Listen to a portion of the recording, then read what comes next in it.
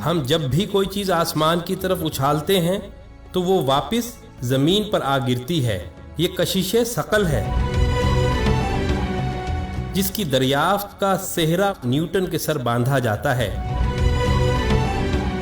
لیکن حقیقتاً کیا اس کو سب سے پہلے نیوٹن ہی نے دریافت کیا تھا، یا قرآن 1400 سال پہلے ہی اس پر سے پردہ اٹھا چکا تھا؟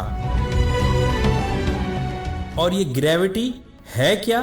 آئیں دیکھتے ہیں.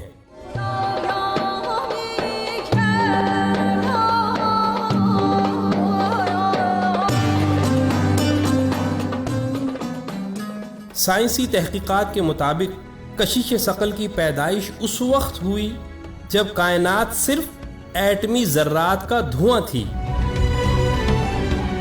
اور ڈارک انرجی ان ذرات کو پھیلاتی جاتی تھی.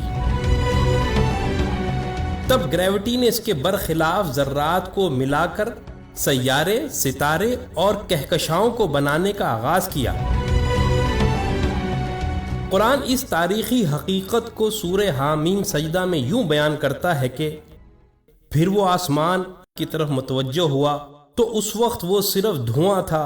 تب ہم نے اس کو اور زمین کو حکم دیا کہ تم دونوں وجود میں آ جاؤ، چاہے خوشی سے چاہے زبردستی. تو انہوں نے کہا ہم بخوشی حکم بجا لا کر وجود میں آتے ہیں. پھر سائنس اگلے مرحلے کا ذکر یوں کرتی ہے کہ اس کشش ثقل نے پورے آسمانی نظام کو جکڑ کر ایسا مسخر کر دیا کہ کوئی بھی اپنی جگہ سے نہیں ہٹ سکتا. اور قرآن اس مرحلے کو بھی سورہ فاطر میں یوں بیان کرتا ہے کہ بے شک اللہ نے زمین و آسمان کو مضبوطی سے تھاما اور جکڑا ہوا ہے کہ کہیں وہ اپنے مقام سے ہٹ نہ جائیں. اس کے بعد سائنس کہتی ہے کہ کشش میں جکڑنے کے ساتھ ساتھ ایک توازن بھی قائم ہو گیا.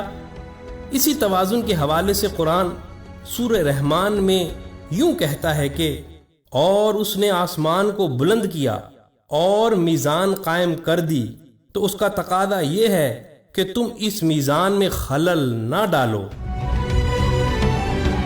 پھر سائنس اسی گریوٹی کے بارے میں کہتی ہے کہ یہ اس قدر طاقتور ہے کہ ہم زمین کی سطح اور فضا سے باہر نکل ہی نہیں سکتے جب تک کہ ہم اس گریوٹی کے خلاف انتہائی قوت استعمال نہ کریں. اسی کے لیے آج راکٹ بنائے گئے ہیں. اور اسی عظیم حقیقت کو قرآن یوں بیان کرتا ہے کہ اے گروہ جن و انس، اگر تم زمین و آسمان کی سرحدوں سے نکل کر بھاگ سکتے ہو تو پھر بھاگ کر دکھا دو، اور تم نہیں بھاگ سکتے اس لیے کہ اس کے لیے بہت قوت کی ضرورت ہے.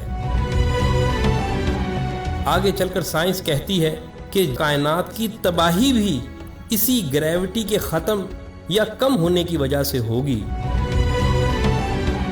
قرآن اس عظیم تباہی کو قیامت کا نام دے کر سورہ حاقہ میں یوں بیان کرتا ہے کہ اور قیامت کے دن آسمان پھٹ جائے گا اور اس دن اس کی بندشیں ڈھیلی پڑ جائیں گی،